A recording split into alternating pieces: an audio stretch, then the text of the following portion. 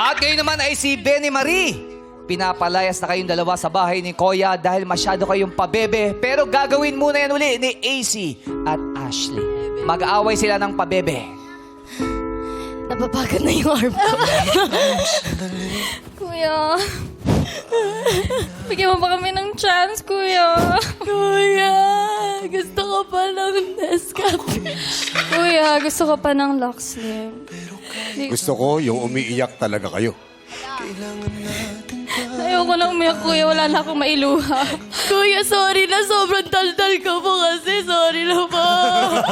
Sorry na. Akin na yun, Kuya. Akin na. Kuya, hindi na po ako iiyak. Wala na akong mailuha. Ibalik niyo na kami, Kuya. Parang awa niyo. Nakita mo na aso mo. Nakita ko na siya.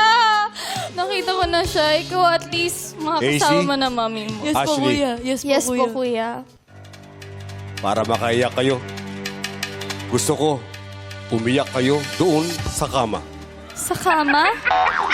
Ala.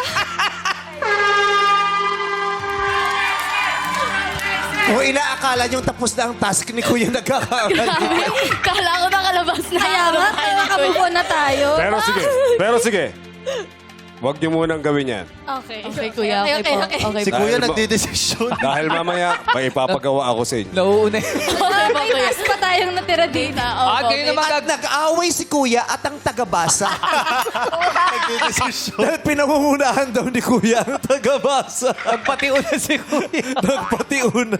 Pasensya na sa ating tagabasa. Wala yun, Kuya. Pero gusto ko itang imbitahan sa aking bahay. Ayoko po, Kuya. Wala nakapasa dito.